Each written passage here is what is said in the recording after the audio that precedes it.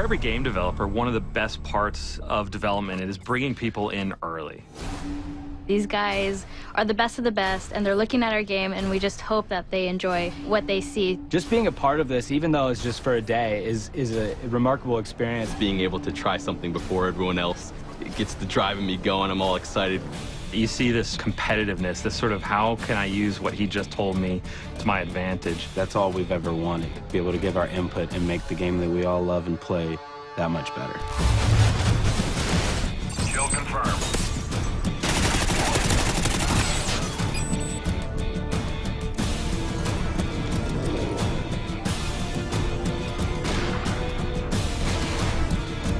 Crank really developed from the idea of playing again with the TDM rules. We've added this idea that once you get a kill, you become cranked. You start speeding up, you're running all crazy. And then you have 30 seconds to kill another enemy, and if you don't, you explode.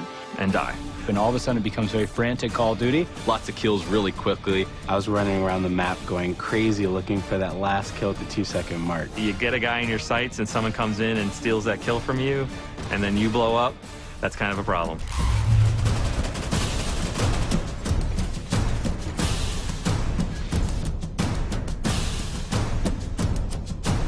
With Search and Rescue, we realized we wanted to build upon Search and Destroy. It's a search and destroy type of game, except when you die, you drop a tag. Your teammates can go pick up your dog tags and revive you. But if the enemy gets it, you're out. It requires a lot more teamwork, a lot of communication when you're playing. You're playing chess, not checkers, when you play Search and Rescue. Creates a whole different dynamic in Search.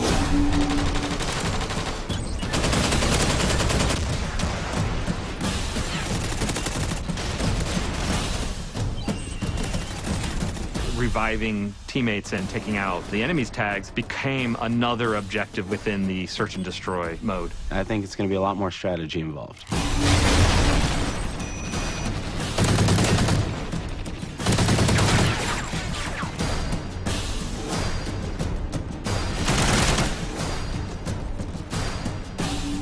Now we have the contextual lean. Where you get up to a corner and lean left or right. I think it's great, and it's something that needed to be introduced into Call of Duty, and I love the way that it was introduced.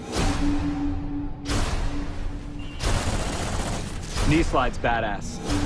To be able to slide and then get into a position and be ready to roll in that position is a unique thing in Call of Duty. Basically, when you're sprinting, you do like a cool slide animation. I was sliding all over the place with that thing. And also the mantling ability. Basically, when you're climbing up on stuff, you like carry your momentum with you. I love that. It just promotes faster gameplay, more swift movement.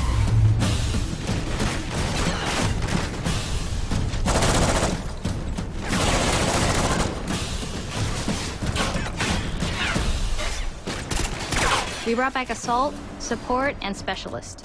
And with Assault, I saw a lot of people choosing the dog, and it's one of my personal favorites as well. To have this companion, this dog that helps you out, is so cool. It'll growl or bark when there's an enemy nearby, so you may be alerted to someone upstairs or right out the corner.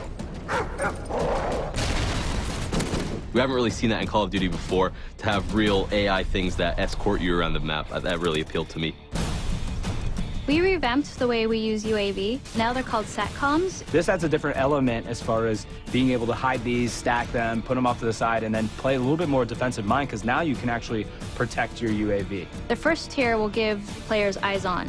So when a teammate sees an enemy, you'll see it on your minimap. When you throw down a second SATCOM, it gives you the traditional UAV that everyone's familiar with. And when a third is thrown down, that's when you see the directional movement of enemies. The other thing that I really like, where you can snipe from the helicopter. You go up into the air and you can control where the helicopter is on the map, but it's up to you to snipe off enemies. And trying to snipe the guy that's sniping from the helicopter is even much harder.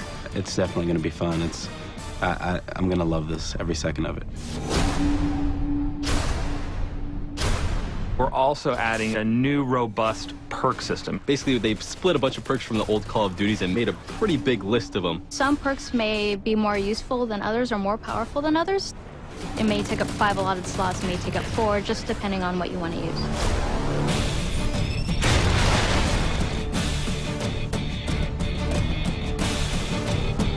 Usually when you're playing online, you have your headsets and you're calling out where enemies are, but sometimes when you're in the moment, you forget to.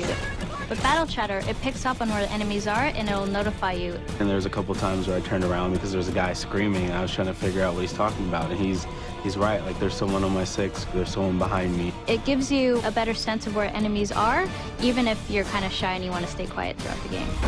Got hostiles near the wrecked ship!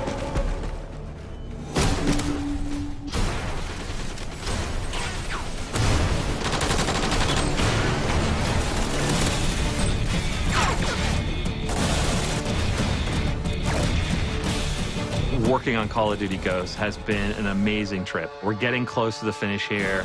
Everyone's really excited. We were a launch title for the 360, and now to be a launch title for the Xbox One, it's a really, it's kind of a fun, monumental occasion for us.